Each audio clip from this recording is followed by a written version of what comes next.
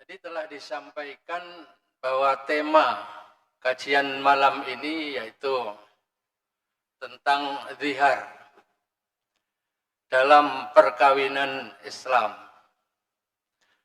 Mengapa saya katakan zihar dalam perkawinan Islam? Karena pada masa jahiliyah itu juga sudah ada. Ya. Orang-orang menyamakan istrinya dengan punggung ibunya. Tapi pada masa jahiliyah itu, kalau orang menyamakan istrinya dengan punggung ibunya, maka otomatis terjadi talak. Jadi kalau, kamu, tak sawang-sawang kamu itu kok seperti punggung ibuku. Itu terjadi talak pada zaman jahiliyah itu. Tapi setelah datang Islam, maka agak diperingan oleh Allah. Yaitu hanya terjadi yang istilahnya zihar. Zihar. Dhahrun itu kan punggung. Artinya punggung. Kalau zihar itu nanti didefinisikan artinya menyamakan istrinya itu dengan punggung ibunya. Dan nanti akan kita kaji secara detail. Ini satu gambaran orang yang sedang dizihar itu kan tidak boleh hubungan biologis itu tidak boleh kalau sudah dizihar. Makanya ini gambarannya ya sedih ini. Sing lanang ya rada ngeluh soare gak tahu hubungan gitu. Yang istri juga begitu ya kangen gak pernah hubungan biologis gara-gara dilihat itu. Ini. Jadi itu gambarannya. Nanti ada gambaran yang lain. Nah, ini. Ya. Zihar ini sumber pokoknya atau dasar pokoknya yaitu ada 4 ayat di dalam surat Mujadalah. Mujadalah. Yang pertama ayat 1 bunyinya qad sami Allahu qaulan lati tujadiluka fi zawjiha wa tashtaki ila Allah wallahu yasma'u tahawurakuma innallaha sami'un basir. Ini kejadian pada masa Rasulullah. Jadi ada nanti di belakang ada keterangannya. Ada seorang asalnya dia itu pada saat nikah itu sangat mencintai, Pak. Nikahnya ya masih berumur muda, masih cantik, gitu.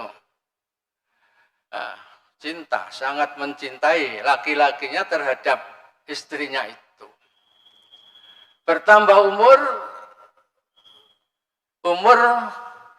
tambah tua, akhirnya dilihatnya perutnya itu sudah keriput. Perutnya keriput. Maka suaminya tadi mengatakan, kamu itu dengan nada dia itu sudah tidak senang lagi gitu, seolah-olah kepada istrinya. Jadi kamu itu seperti punggung ibuku gitu. Tapi dengan nada bahwa dia itu wes gak seneng aku sampean korono hati ini begitu. Akhirnya dia mengatakan sampean wis kaya ibuku dek. Kaya punggungnya ibuku. Ini. Itu namanya zihar. Nanti definisinya ada di bawah. Ini kita baca ayat-ayatnya dulu. Ini. Nah, kemudian si istri tadi matur kepada Rasulullah. Istilahnya di sini diterjemahkan menggugat. Jadi ini mengadukan halnya kepada Rasulullah. Ya Rasul, ya, dulu saya itu wanita yang paling dicintai oleh suami saya. Tapi setelah saya agak tua ini, ya, kok saya disama-samakan dengan ibunya. Artinya si suami tadi sudah kurang senang begitu. Kemudian lapor pada Rasulullah. Rasulullah sendiri ya tidak langsung menjawab. Ya pulang dululah. Nanti menunggu wahyu datang. Ya. Maksudnya Rasul itu sendiri ya kalau ditanya ya kadang-kadang tidak langsung menjawab. Ya. Nunggu wahyu. Ya, nunggu wahyu. Dan pada saat dia di hari itu selalu mohon pada Allah. Mengadukan halnya itu kepada Allah. Mungkin setiap saat, setiap sholat dia itu, ya Allah kok gini. Mengadukan pada Allah. Maka turun ayat ini. Ayat dalam surat Mujadalah ini. Ini akibat dari perempuan tadi matur pada Rasulullah dan di samping itu berdoa kepada Rasulullah diberi jalan keluar. Ini turun. Disebutkan dalam ayat 1, sesungguhnya Allah telah mendengar perkataan wanita yang mengajukan gugatan pada kamu tentang suaminya. Kamu artinya Nabi Muhammad. Dan mengadukan halnya kepada Allah, di samping menggugat pada Rasulullah, ya, juga mengadukan halnya ini kepada Allah. Itu wanita tadi. Sesungguhnya Allah Maha mendengar, lagi Maha melihat. Maka berikutnya turun ayat yang kedua. Alladzina yudhahiruna minkum min nisaihim mahunna ummahatuhum. Jadi orang-orang yang mendihar di antara istrinya, mendihar istrinya di antara kamu, sini diterjemahkan begitu, menganggap istri itu sebagai ibunya. Kenapa kok dianggap sebagai ibunya? Dia itu kayak tidak senang gitu loh Pak. Jadi, oh dia kayak ibuku sama, karena ibu kan bagi dia kan mahram, artinya haram untuk digauli, maka dia disamakan dengan ibunya. Kayak dia itu sudah menyatakan saya ini haram menggauli kamu deh, kan gitu. Ya. Karena sudah dipandang seperti memandang ibunya. Ini ayatnya begitu. Padahal yang ibunya itu ialah ibu yang melahirkan saja. Orang lain tidak bisa menjadi ibunya. Jadi hanya wanita yang melahirkan dia, itulah yang ibunya. Kalau istrinya disama-samakan dengan ibunya. Itu kata Allah itu suatu perkataan yang mungkar. Perkataan yang dusta kata Allah itu. Tidak boleh. Ngomong begitu itu tidak boleh. Masa gak seneng ya menengahi aja padak-padak no karo ibu Ini namanya lihat. Makanya di situ ada apa istilahnya dendanya. Kalau dia itu gak kuat terus kepingin balik iso ngumpuli maneh bisa berhubungan biologis lagi, tak pikir-pikir kok gak enak rek misalnya. Terus ingin kembali berhubungan biologis lagi, maka ada caranya. Seperti di ayat 3 ini. Walladzina yudhahiruna min nisaihim summa ya'uduna lima qalu. Jadi orang-orang yang menzihar istri-istri mereka, Kemudian dia ingin mencabutlah perkataannya itu. Jadi ingin mengembalikan perkataan, menarik, gampangnya menarik. Kak Sito ngomong ngono, ditarik omongannya itu. Tapi tidak bisa lalu ditarik begitu saja. Ya mesti omong aku sing wingi tak tarik. Saiki ayo kumpul maneh misalnya. Ya. Itu tidak bisa, hanya itu. Tapi apa yang harus dilakukan? Pertama, fatahriru raqabatin min qabli ayyatamassa. Jadi pertama dendanya itu ya, yaitu memerdekakan seorang budak. Ya berat Pak, berat. Nek di budak ya harus beli budak. Padahal budak pada saat itu kan mahal harganya, mahal itu. Budak, apalagi budak yang masih produktif. Ya, masih produktif, itu mahal. Nah ini denda yang pertama yaitu fatahriru raqabatin. Memerdekakan budak. Min qabli ayyatamassa, sebelum mereka itu menyentuh kembali kepada istrinya. Tamasa itu ya gampangnya hubungan biologis lagi. Harus merdekakan budak dulu.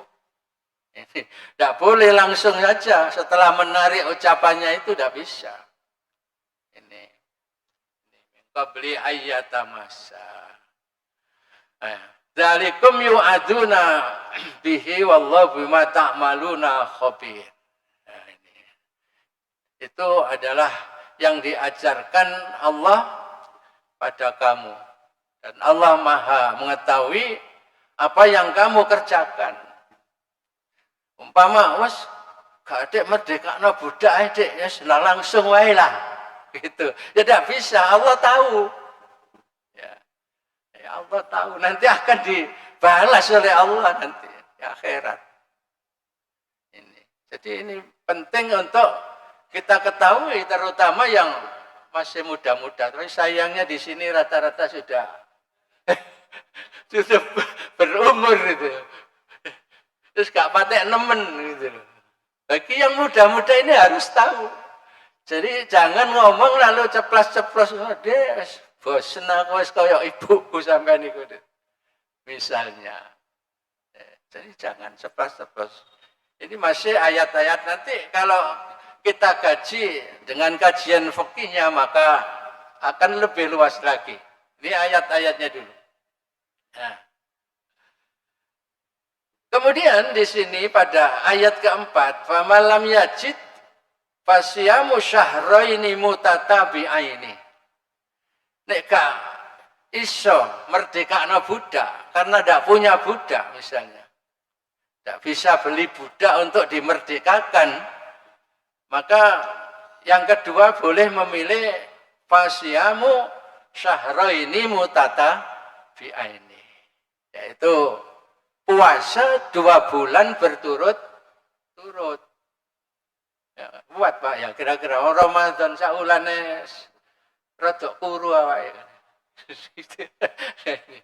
Iki terus 2 wulan berturut-turut engko nek digangi sedina, awane itu kadang baleni kok ngarep melih. Apa maneh digangi 2 dina, balik kok ngarep maneh. Harus 2 bulan berturut-turut. Fasyamu syahraini mutatabi'aini. Nah, 2 sudah. Dani 2. Fa'ilam faman lam yastati fa'id amu sittina miskinan. Kalau puasa 2 bulan berturut-turut dah kuat kira-kira, maka memberi makan 60 orang miskin. Ini kan sing di duit ya kira-kira rada ringan Pak ini ya. Dibandingno niku budak kan mahal. Kemudian puasa 2 bulan berturut-turut, waduh, payah sekali itu. Ini. Makanya diberi yang agak ringan, tapi bagi yang punya uang, jadi faman lam yastati fa'it'amu sittina miskinan. Kalau tidak bisa yang dua itu, maka memberi makan 60 orang miskin. Ya, kalau 60 misalnya karena tidak patek sugih dikai sing seharga 20.000 kali 60 mau piro itu. Tidak sampai 2 juta kan? Ya, ini. Ya, sekali makan saja. Sekali makan saja. Diundang atau diantarkan ya ada apa-apa. Diberi kotaan satu. Tapi ya dipilih yang miskin. Jangan yang kaya diberi, tidak bisa nanti batal itu. Jadi fa'it'amu sittina miskinan. Kalau iso yang luwih enak ya lebih bagus. Kan gitu. Yang seharga 50.000 misalnya sak dus ya, tambah seneng gitu. Jadi, misalnya. Gitu. Jadi 3 ini. Nah, harus dipilih salah satu. Tanpa dilakukan salah satu dari 3 ini, maka belum boleh untuk berhubungan biologis kembali dengan istrinya. Nah, sing poso sapa, Pak? Ya bojone sing lanang, sing wedok gak melok-melok. Oh, yang perempuan itu yang dizihar, yang menzihar itu yang puasa kalau milih yang itu. Ini semuanya dibebankan kepada si suami. Adik, salah dia adik menzihar tadi. Dzalika litu'minu billah wa rasulih. Ya, diberi denda seperti itu supaya dia itu lebih mantap lah imannya pada Allah itu. Tidak sembarangan. Lebih mantap. Dan itu adalah batas-batas Allah. Ketentuan dari Allah. Tilka hududullah. Walil kafirina adzabun alim. Bagi orang-orang yang kafir maka ada siksa yang berat. Ya, jadi 4 ayat ini, ya, 4 ayat ini merupakan dalil pokok. Ya, dalam masalah zihar. Dalam masalah zihar. Jadi sumbernya dari 4 ayat ini.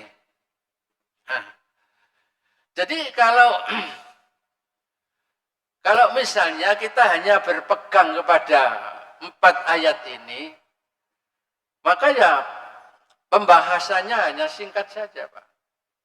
Pokoknya seperti dicontohkan adzihar yaitu anti alayya kadzohri ummi. Itu satu contoh. Kamu itu bagiku, ya, kata suami mengucapkan begitu. Kamu itu bagiku seperti punggung ibuku. Itu contoh kata-kata zihar. Ya mungkin dia bosan apa piye terus mengatakan begitu. Biyen saya wayu cantik. Terus wis rada keriput-keriput titik. Gak patek nafsu misalnya. Lalu mengatakan itu. Ya, jangan sampai. Ya, sekalipun sudah tidak senang misalnya ya gak usah mengatakan kata-kata zihar ini. Kata zihar ini. Jadi kalau kita hanya berpegang pada pengertian ayat ini ya singkat saja itu pembahasannya. Ya. Pokoknya mengucapkan kata zihar. Lalu dia tidak mengumpuli, tidak boleh sudah mengumpuli. Sebelum dia membayar salah satu dari 3 tadi. Itu saja kalau pengertian dari ayat ini. Nah, oleh karena itu mari sejenak kita kaji dalam kajian fikihnya. Ini akan berkembang. Dalam kajian fikihnya akan berkembang. Tidak hanya sesingkat apa yang disampaikan oleh firman Allah ini. Masing-masing ulama memahami ayat-ayat ini. biar kita tahu lebih luas lah. Gitu. Soalnya ada juga ulama yang pokoknya ya hanya seperti itu, tidak usah ditambah-tambah. Misalnya nanti di belakang akan dikatakan seperti mazhabnya Dawud Ad-Dhahiri itu. Mengatakan ya itu saja zihar, tidak usah dikembang-kembangkan. Pokoknya ngomongnya ya anti alaiya kadhahri ummi itu aja. Hanya dengan menyamakan dengan punggung ibunya itu saja. Tidak boleh dikembangkan pada yang lain-lain. Tapi ulama yang lain-lain mengembangkan. Bukan hanya kepada ibu saja misalnya. Tapi kepada mahram-mahram yang lain. Kamu itu dalam pandangan saya seperti punggung saudaraku perempuan. Nah, itu termasuk ada yang mengatakan begitu, ada yang berpendapat seperti bibiku. Ya, itu termasuk. Ya, nanti akan kita bahas ya, dalam kajian fikihnya ini. Ya. Nah, misalnya begini. Ini tadi masalah dendanya atau kafaratnya. Itu. Pada zaman sebelum Islam atau zaman jahiliyah itu seperti tadi saya katakan bahwa itu termasuk talak. Begitu orang mengatakan seperti punggung ibuku itu berarti sudah talak jatuh itu. Itu pada zaman jahiliyah. Jadi sudah ada juga pada zaman jahiliyah. Nah, setelah datangnya Islam di perlingan hanya disebut dengan zihar ini. Ya. Jadi boleh mengumpuli kalau satu memerdekakan budak atau puasa 2 bulan berturut-turut atau memberi makan 60 orang miskin. Seperti tadi saya sampaikan bahwa asal-usul dari hukum zihar tadi, hukum zihar itu, ada seorang yang nama Aus bin Somit. Pada masa Rasulullah itu menyamakan istrinya yang bernama Khawlah. Aus bin Somit punya istri Khawlah. Ya. Menyamakan dengan apa? Yaitu dengan ibu kandungnya. Ya, kata-katanya yaitu tadi anti kadhahri ummi misalnya, alayya kadhahri ummi tadi. Nah, ini. Nah, melihat sikap itu, Khawlah mengadu kepada Allah pertama.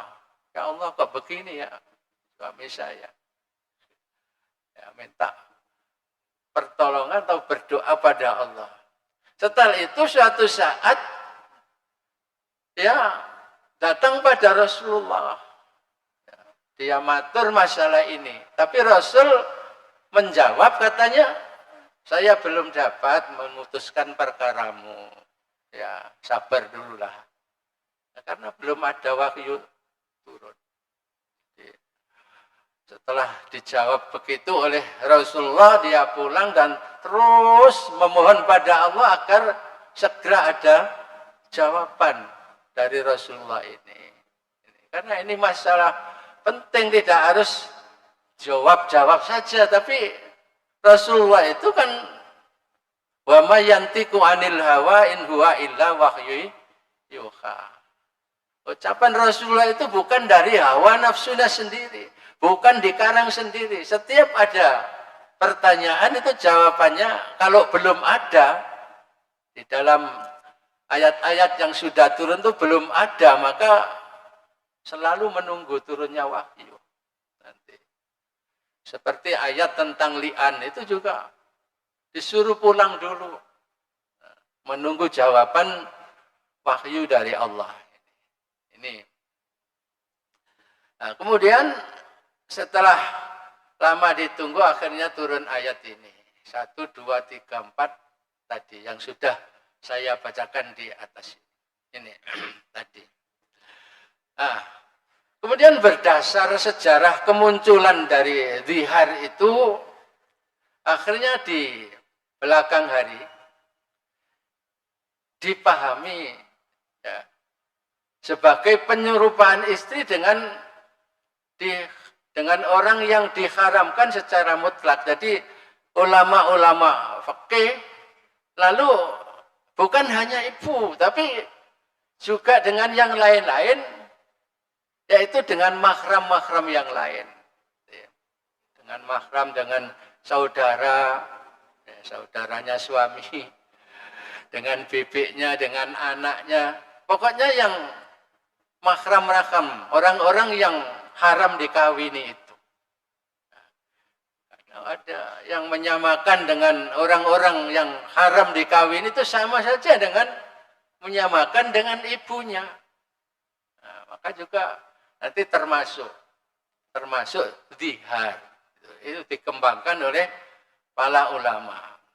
Nah, kalau Syekh Abdul Latif Uwaidah itu menyebutkan di dalam kitab Al-Jami'ul Ahkami Syiyam itu definisinya begini. Ad-zihar wa qaulu zauji li zaujatihi.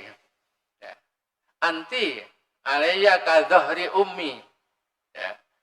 Wa misluhu ka dhahri ukhti au ka dhahri ammati au ka dhahri khalati au ka dhahri ayatim ra'atin yahrumu alaihi zawaju minha. Ini.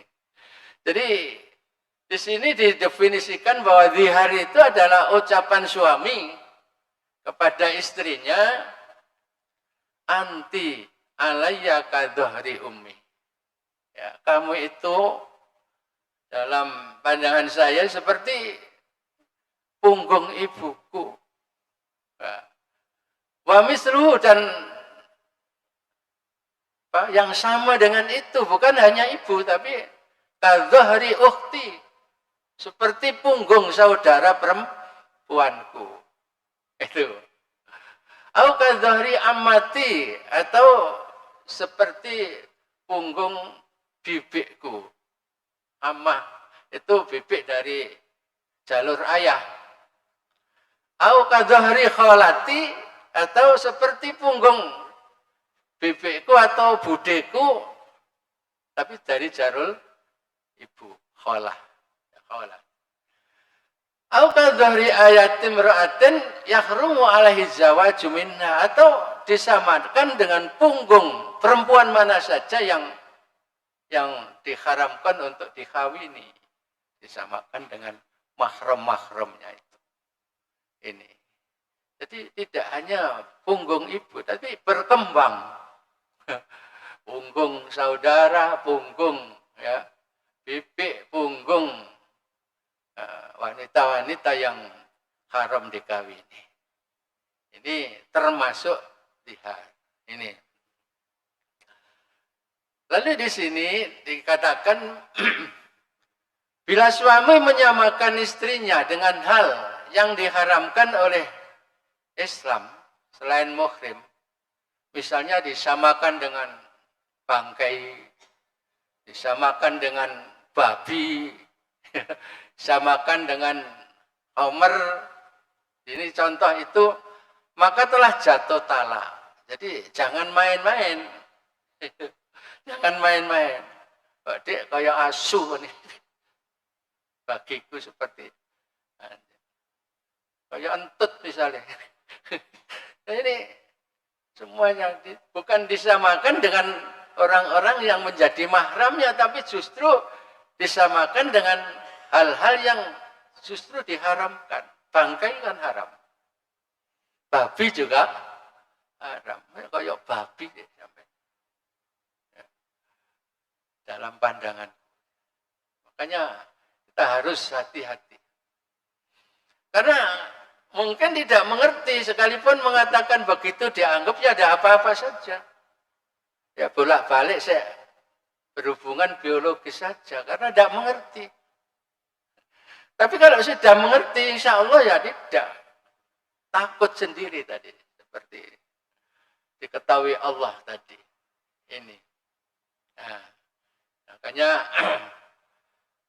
kafarat zihar tidak berlaku dalam hal yang disamakan dengan bangkai atau babi atau yang lain-lain yang haram-haram di luar mahram itu tadi. jatuh talak. Tapi ya tidak usah bayar kafarat, ya, nggak usah bayar kafarat yang sudah jatuh talak. Tapi kalau hanya disamakan dengan mahram tadi, nah itu hanya jatuh dihar dan bisa kumpul kembali atau hubungan biologis kembali dengan syarat membayar kafarat di antara salah satu dari 3 tadi. Ini masalah dihar. Ini nah, sama ini. Sekarang rukun dihar itu apa? Ya tentunya ya mesti 4 ini ya. Ada mudhohir, artinya orang yang mengucapkan lafadz dihar, yaitu suami, harus ada suami. Ya. Mudhohir minha atau objek yang dijatuhi lafal dihar, yaitu istri. Ya. Yang dijatuhi kan istri. Kemudian sigot atau lafal diharnya tadi.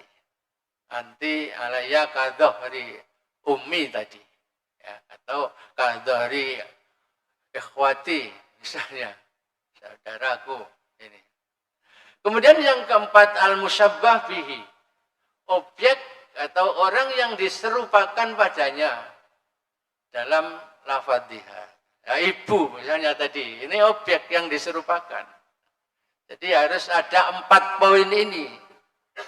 Baru bisa terjadi zihar. Ini baru bisa terjadi. Makanya para ulama, nah ini sudah mulai masuk kepada kajian fikihnya. Para ulama telah berbeda pendapat dalam hal ini. Misalnya jumhur ulama berpendapat bahwa zihar tidak terbatas dengan penggunaan kata ibu. Ya, sama dengan itu tadi. Tidak hanya khusus ibu, namun juga pada mahram abadi. Mahram abadi itu siapa sih? Yang selamanya tidak boleh dinikahi itu mahram abadi namanya. Saudara, bibi, bude. Ya. Terus siapa lagi? Itu termasuk mahram abadi. Selamanya tidak bisa dinikahi itu kapanpun.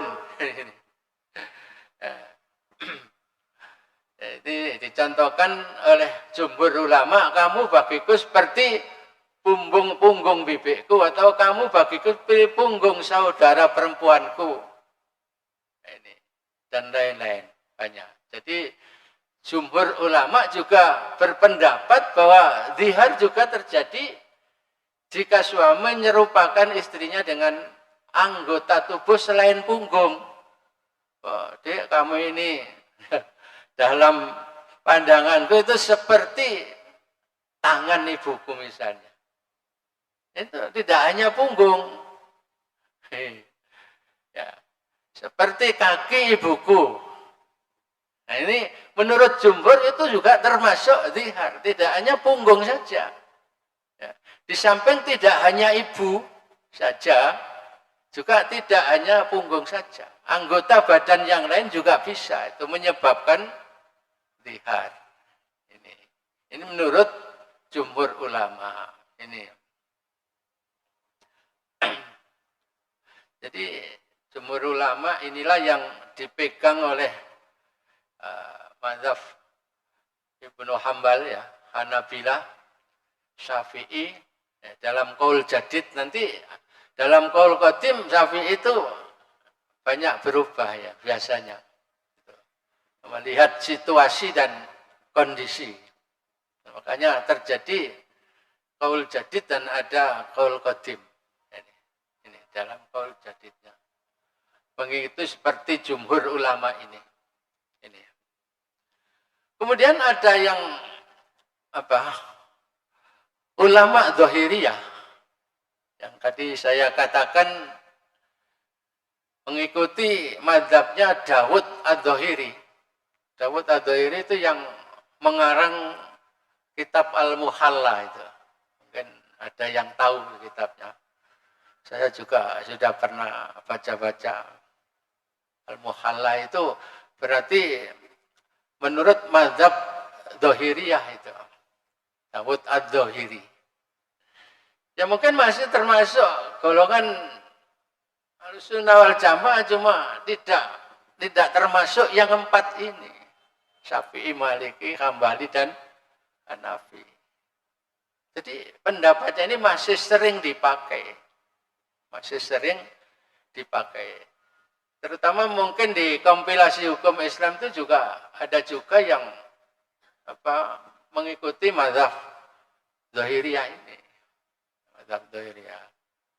Dulu sebelum diputuskan kompilasi itu kan disebar kemana-mana. Pengadilan tinggi agama itu disuruh menerjemahkan kitab-kitab. Terus ulama-ulama dikumpulkan di Jawa Timur, ini dikumpulkan di Surabaya.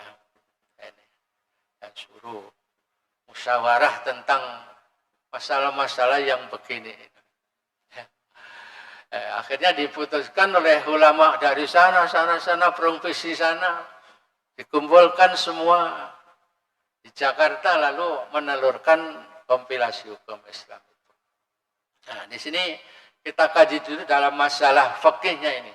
Kalau menurut Dzahiriyah, ya, mazhab Dzahiri. Mazhab Dzahiri ini termasuk Ibnu Hazm itu lah yang bermadzhab Dzahiri. Ibnu Hazm itu, Ibnu Hazm berpendapat bahwa zihar hanya dikhususkan pada kata ibu saja. Kalau Dzahiri pokoknya mau ibu tok. Anak nyebut saudaraku, bibiku itu tidak termasuk zihar. Ini kalau menurut Dzahiriyah, mazhab Dzahiriyah, yang tokohnya yaitu Dawud ad-Dhahiri. Nah, ya, ini disebutkan dalam kitab Al-Muhalla. Ini. Kemudian di sini disimpulkan bahwa yang rojih itu ya, artinya yang pas itu dalam hal ini adalah pendapat jumhur. Artinya masih bisa berkembang, bukan hanya ibu saja. Ya, bukan hanya ibu saja, tapi bisa dengan saudara, bisa dengan bibik tadi, dan yang lain-lain itu bisa berkembang.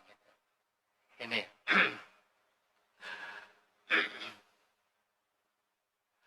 Kemudian Hanafiyah, ya, mazhab Hanafi berpendapat bahwa hal itu tidak terbatas pada punggung saja.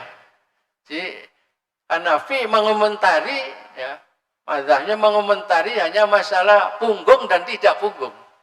Ya, mengomentari itu. Dan juga termasuk bagian tubuh lain. Ya, bagian tubuh lain. Itu juga termasuk dalam kata zihar. Ya, tangan, kaki, macam-macam. Pokoknya masih anggota tubuh dari mahram itu tadi. Ini menurut Hanafi. Ini kalau diingat-ingat paling besok sudah lupa. Ya. Nih. Kalau Hanabilah, Hambali ya, berpendapat bahwa zihar juga terjadi jika suami menyamakan istrinya dengan bagian-bagian tubuh lain. Ya, ini. Dengan mahram abadinya. Bagian tubuh lain dari mahram abadi ya termasuk tadi ya saudara, ya bibi tadi. Dengan tangan, dengan kaki, dengan bahkan sampai bagian tubuh yang tidak kelihatan, dengan perut misalnya, kan tidak kelihatan. Ya, itu juga termasuk. Itu menurut Imam Hambali. Ini. Nah, kalau Syafi'i ini panjang. Sudah ya. Kalau Maliki berpendapat zihar terjadi jika suami menyebutkan bagian tubuh mahram abadinya, meskipun sehelai rambut. Dek, kamu ini sama dengan rambut ibuku, seperti dengan rambut ibuku. Sampai ke rambut, sekecil-kecilnya kalau Imam Malik ini. Ini Masya Allah ini. Makanya sekali lagi kita harus hati-hati dalam hal kita itu mengata-ngatai istri itu. Ya, jangan sampai terjadi dihar atau mungkin kebacot sampai terjadi kata-kata yang menyebabkan jatuh talak tadi. Menyamakan dengan yang binatang-binatang yang haram misalnya. Itu tadi. Ini jangan sampai. Kita harus hati-hati ini. Para hadirin, saya kira itu dulu karena sudah mancing. Nanti ada kelanjutannya jika seorang suami mengatakan engkau bagiku seperti punggung ibuku, tapi dengan niat mentalaknya, apakah pada saat itu jatuh talak? Nah, di sini jawabannya tidak bisa jatuh talak. Ini tetap jatuh di dihar nanti. Insya Allah akan kita bakas lagi. Nah, termasuk nanti ketika sudah di dihar itu apa boleh misalnya mencium-cium, ya, merangkul-rangkul misalnya. Nah, di sini yang diharamkan kan hanya berhubungan biologis. Ya. Makanya nanti ada ulama yang berpendapat bahwa yang selain ini masih boleh ngerangkul begini. Ya. Nah, kecuali selain Syafi'i ini. Kalau Syafi'i ini membolehkan, Imam Syafi'i. Ngerangkul sing lanang enggak apa-apa. Yang penting tidak hubungan biologis. Atau sebaliknya yang laki ngerangkul yang perempuan. Ya. Tapi apa ya iso nahan. Wis ngerangkul ngono iku ya. Ada lagi ini loh. Sampai mencium. Saya kira sulit untuk menahan. Makanya ya terlalu ringan ini kan. Tapi ulama-ulama yang lain tidak membolehkan, termasuk permulaan berhubungan biologis itu. Pendahuluan katanya. Tidak boleh. Yang Imam Syafi'i yang membolehkan. Ya para hadirin, barangkali itu dulu. Dan insya Allah lain kali ini sudah selesai kok. Cuma ya sudah selesai. Biar itu ya hanya singkat sebenarnya, cuma karena kita kaji dalam kajian fikihnya dari pendapat berbagai ulama maka agak panjang. Ya. Saya kira cukup dan mudah-mudahan bisa difahami. Wassalamualaikum warahmatullahi wabarakatuh.